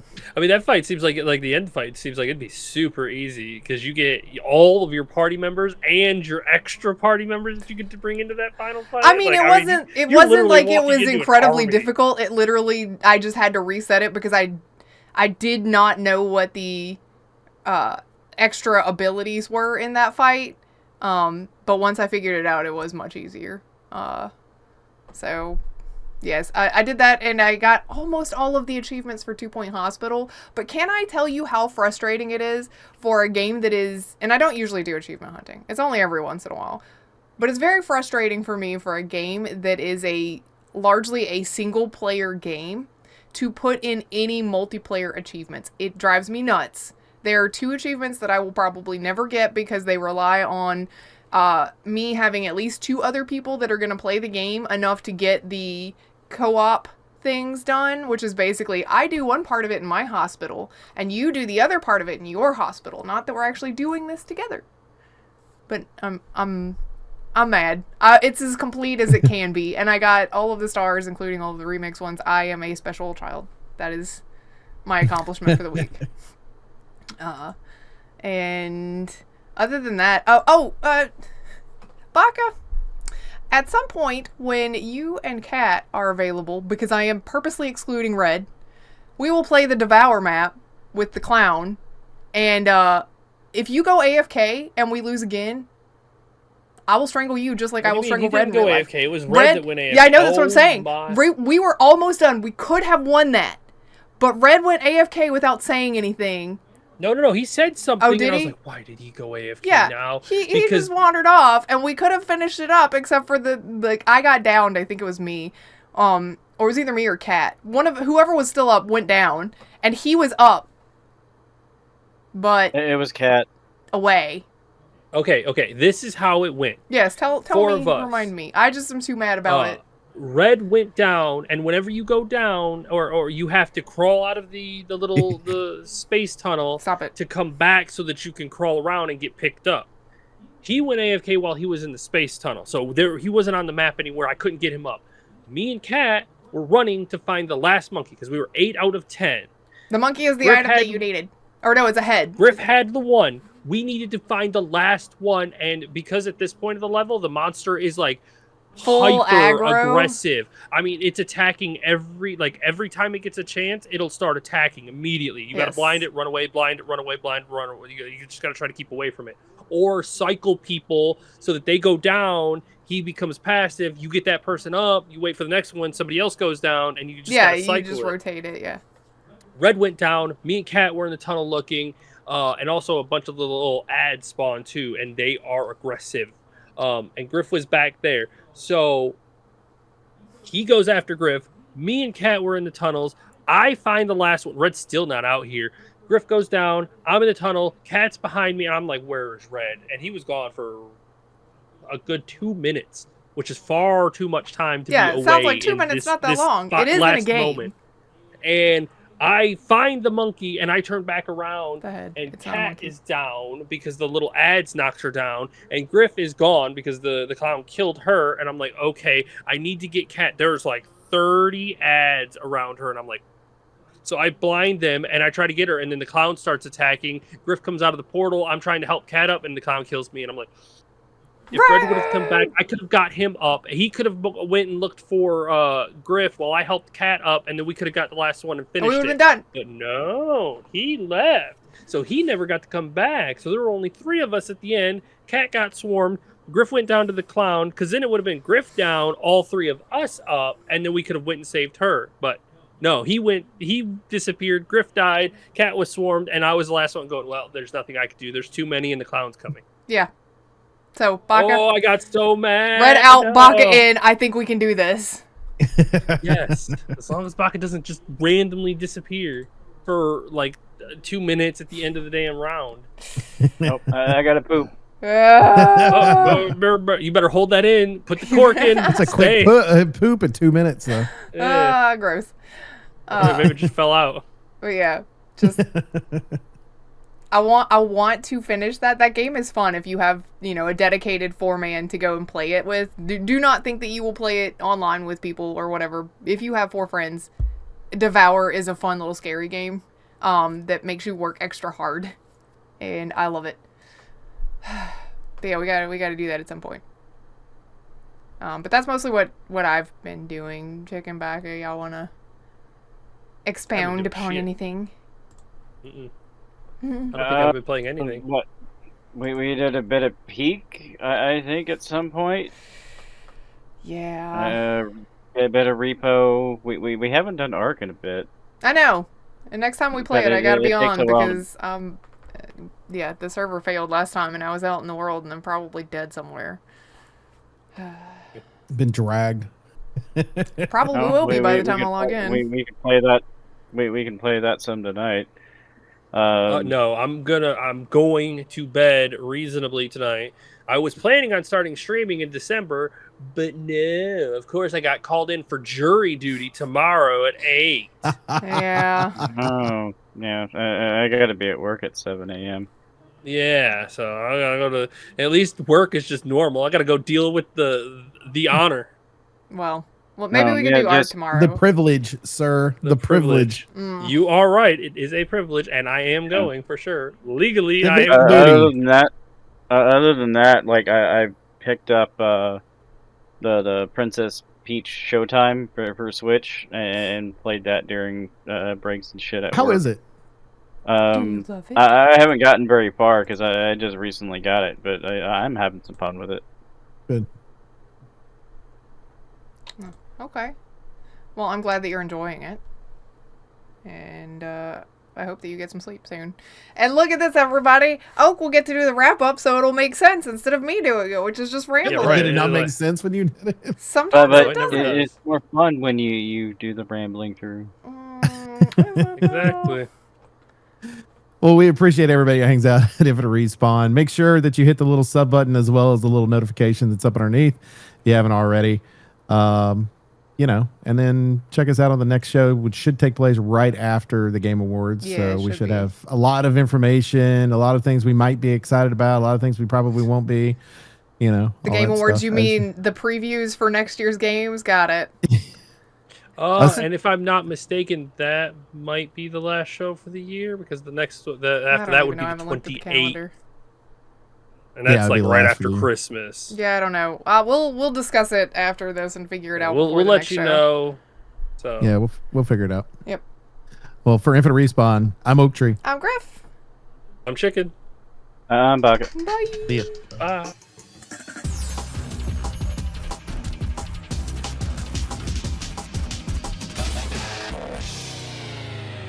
Please hang up and try again.